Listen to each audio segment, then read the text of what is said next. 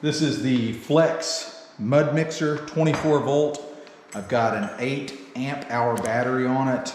Not fully charged, doesn't have to be. The 8s really hold the power. On this particular tool, I run the 8 amp and the 12 amp, although the 5 does work really well. Really cool feature about this mud mixer is the handle design. It's super ergonomic. You can place it against your hip and pull the trigger or lock the trigger in, and it'll just ride right there. Rubberized grips here, rubber moldings here to where, for instance, if you want to set it down on the ground, works really well. Set it up on its side.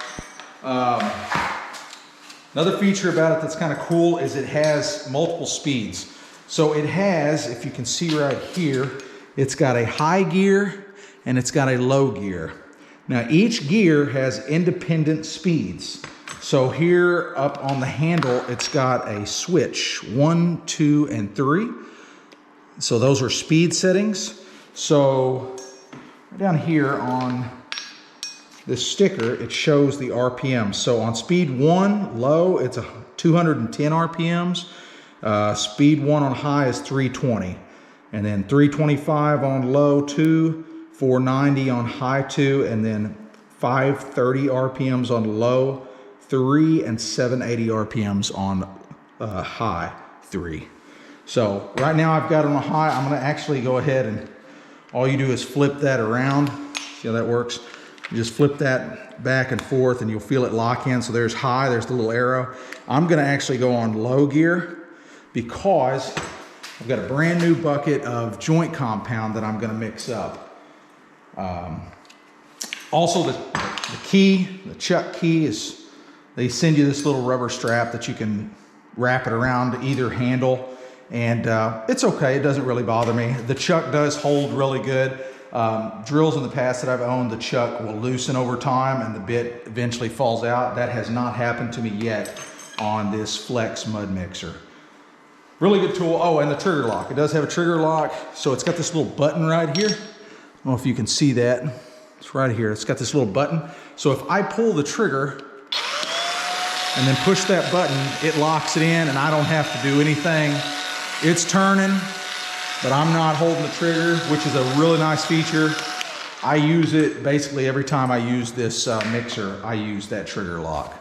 So let's go ahead and open up this bucket of mud and we'll see how it mixes a full bucket of joint compound.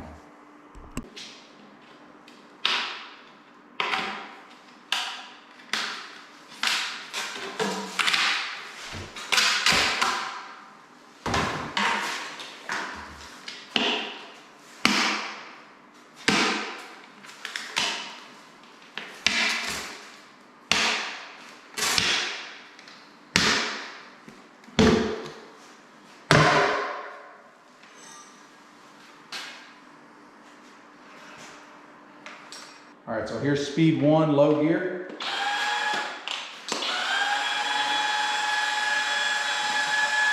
Super low gear, really slow.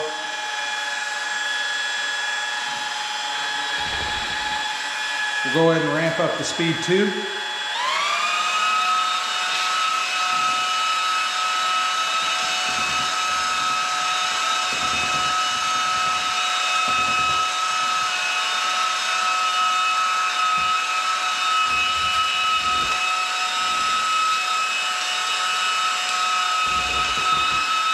Still pretty low geared.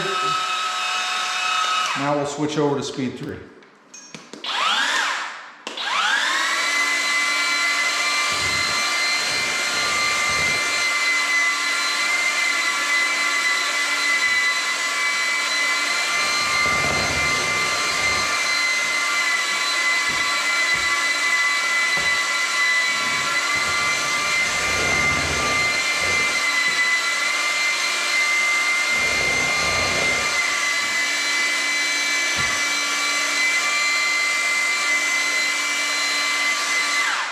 Mixed pretty good. So for this application, low gear, speed 3 feels very comfortable for me. If I were mixing up like hot mud, I'd probably go to the higher gear because I'm not mixing up an entire bucket of it and it'll mix a little faster.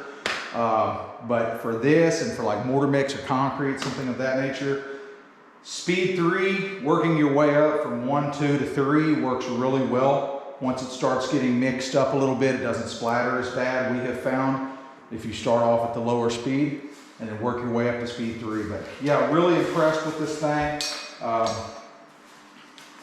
Down to 2 bars of battery. I have used this same battery for multiple days mixing. This is my 3rd bag of hot mud that I've mixed, plus some mortar mix. I've mixed 1 bag of mortar mix on this same battery charge. So when you stick an 8.0 or a 12.0 battery on this tool, it just lasts all day. It really does. The only downside that I can see is and it's because of the handle design and the weight of the battery.